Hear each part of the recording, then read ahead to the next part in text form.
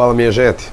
Olha, nessa videoaula eu vou resolver a questão 98 da página 172, uma questão bem legal da aplicação das leis de Newton, tá bom?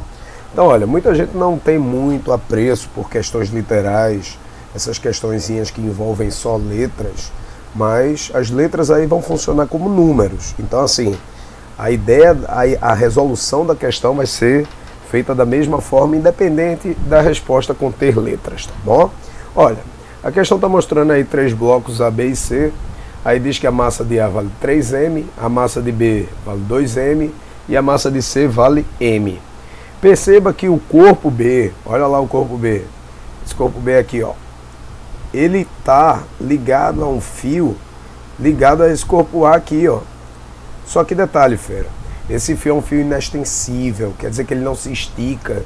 Se ele se esticasse, ele ia experimentar uma outra força, chamada de força elástica. Então, nesse caso, como ele não se estica, mas como ele está tensionado, ele vai experimentar uma força que a gente chama de tração, tá bom? Que, inclusive, é uma das perguntas da questão, olha. Ele quer saber quanto é a tração no fio. E a outra pergunta tem a ver com esse contato aqui entre esses dois caras, olha, entre o bloco B e o bloco C. Porventura, ele quer saber quanto é essa força de contato, afinal de contas, quando esses dois corpos estão em contato, e aí um vai empurrar o outro, terceira lei de Newton, tá? Quem empurra é empurrado. E ele pergunta quanto é o valor da força que B faz em C, ou de C em B, tanto faz, afinal de contas, por ação e reação, essas forças têm a mesma intensidade, ok? Então, olha, a gente começa a resolver o problema do jeitinho que a gente deve resolver todos os problemas relacionados à dinâmica, relacionados às leis de Newton. Como é que seria? Seria, primeiramente, você separar cada um dos participantes aí envolvidos. Então, pegar o corpo A, pegar o corpo B, todo mundo aí separado, olha. E, finalmente, pegar o corpo C para fazer o que a gente chama de diagrama de forças, localizar todas as forças que atuam nesses corpos, tá bom? Então, com bastante calma, com bastante carinho, com bastante cuidado, a gente vai fazer o diagrama de forças de cada um, tá bom? Vamos começar aqui com o corpo A. Veja, a Terra puxa esse corpo A para baixo com a força que a gente chama de força peso. A força que a Terra exerce no corpo A, uma força de campo. Já devido ao contato com esse fio e pelo fato do fio estar esticado, esse fio exerce nesse corpo A uma tração aqui para cima, ok? Então, estão aí localizadas as forças que atuam no corpo A. Agora vamos partir para o corpo B. Veja, a Terra também puxa o corpo B para baixo. Essa força aqui é a força peso. Só para diferenciar, vamos chamar aqui de peso de A, tá? E vamos chamar aqui de peso de B, que é a força que a Terra faz no corpo B. Devido ao contato com o solo, esse solo exerce uma força no corpo A vertical para cima, e essa força, que é perpendicular à superfície, a gente chama de força normal.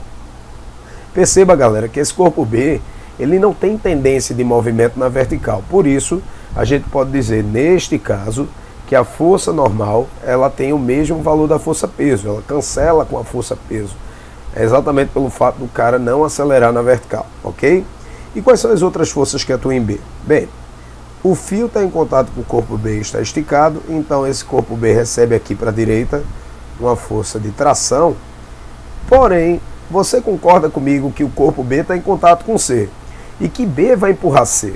Consequentemente, terceira lei de Newton, se B empurrar C para a direita, então C vai empurrar B para a esquerda. Então, só repetindo aí, o corpo B vai empurrar C para a direita e o corpo C vai empurrar o corpo B para a esquerda. Terceira lei de Newton, estão aí localizadas as forças no corpo B.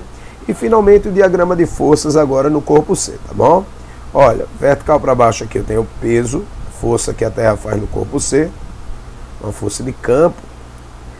Uma outra força aqui que o solo faz no corpo C, a força de contato, que é a força normal, beleza?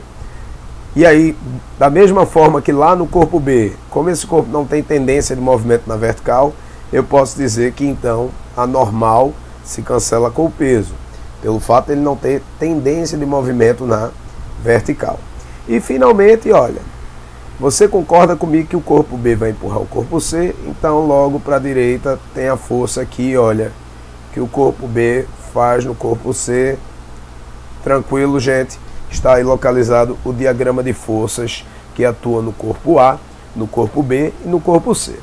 Uma outra coisa muito importante, e isso tem a ver com a ideia de como vamos resolver o exercício, isso tem a ver com a aplicação da segunda lei de Newton, que é a força resultante é o produto da massa vezes a aceleração, é a seguinte, galera, é que quando a gente fala da segunda lei de Newton, é importante que você perceba que a força resultante é um vetor, assim como a aceleração também é um vetor. E esses dois vetores sempre apontam na mesma direção e no mesmo sentido. Aí você diz, e daí, Diego, o que é que isso é importante?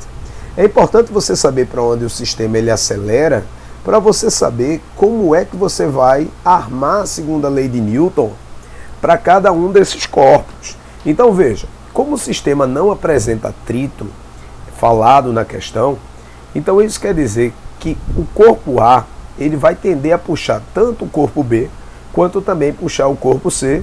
Então isso quer dizer que o sistema tende a acelerar, olha, nesse sentido aqui, que é o sentido de A descer e os corpos B e C serem puxados para a direita, tá bom? Então, sendo assim, a gente já sabe que a aceleração do corpo B, a aceleração do corpo C e a aceleração do corpo A vão ter o mesmo sentido. No caso aí, na verdade, o corpo B acelera para baixo e os corpos B e C aceleram para a direita. E é importante que a gente pense dessa forma, mais uma vez, olha, para armar a segunda lei de Newton. Por que a gente vai precisar disso? Porque, fera, se você, por exemplo, der uma olhadinha para o corpo A, você vai ver que tem uma força em A que atua para baixo, que é o peso, e tem uma força que atua para cima, que é a tração.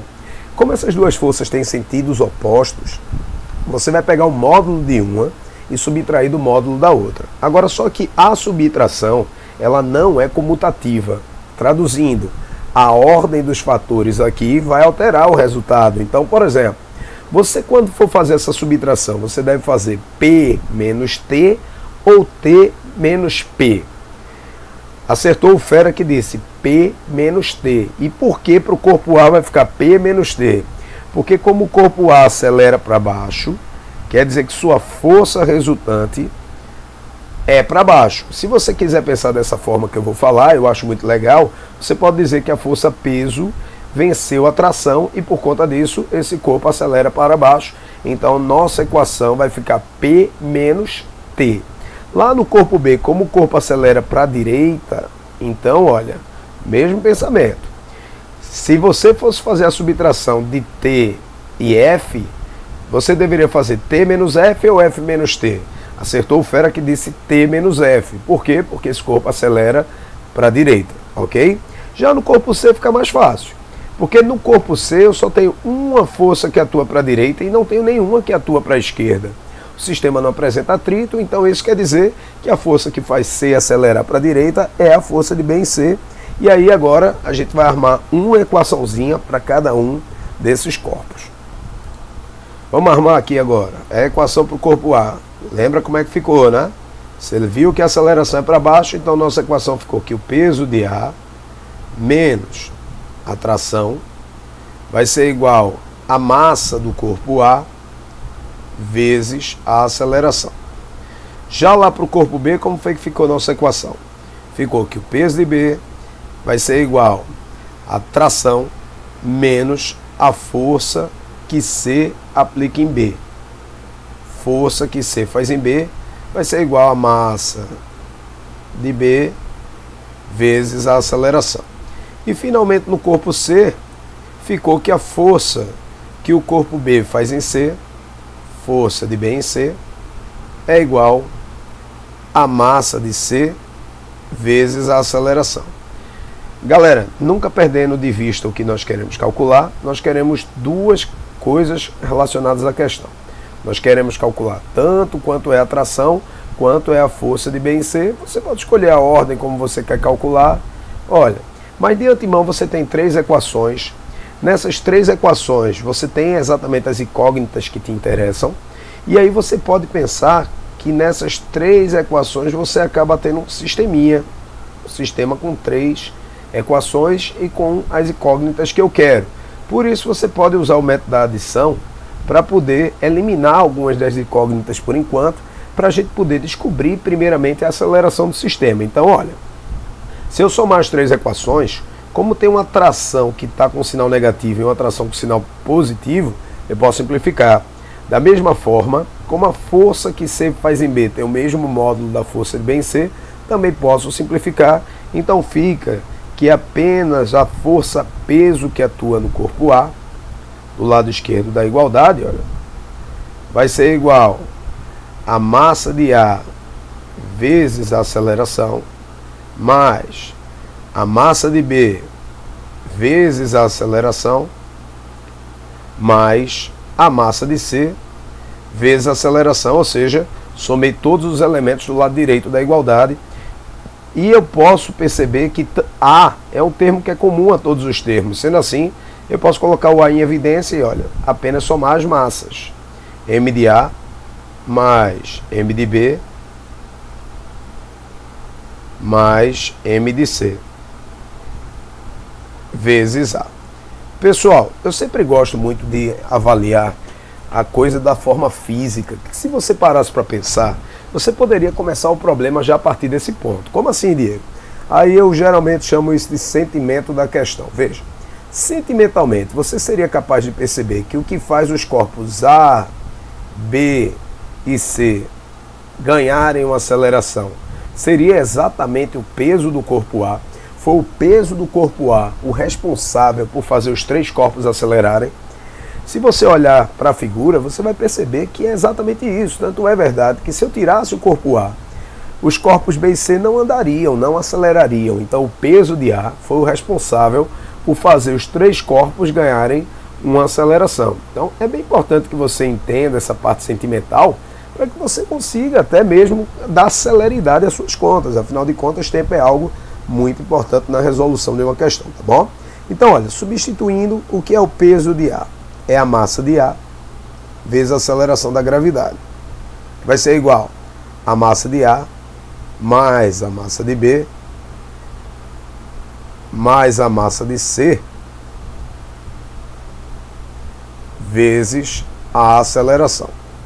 E aí, a gente vai substituir, olha, a massa de A, a questão disse que era 3m, não vá substituir a gravidade por 10. Você pode dizer, mas Diego, eu sei que a aceleração da gravidade na Terra é aproximadamente 10. Pois é, mas não esquece, era que a questão é literal. Então ele quer que você deixe a gravidade como sendo G mesmo.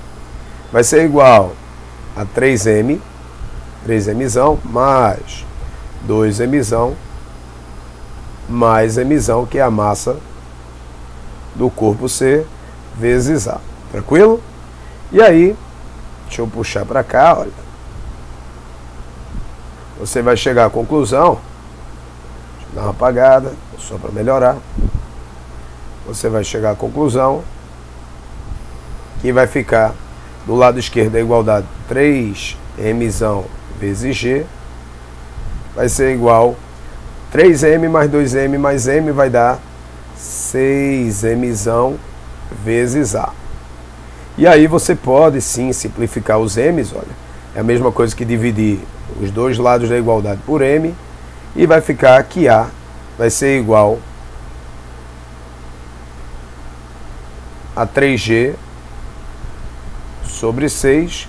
Lógico que você pode simplificar e dizer que A, puxando aqui para baixo, A é igual a G sobre 2, ou seja, metade da aceleração da gravidade.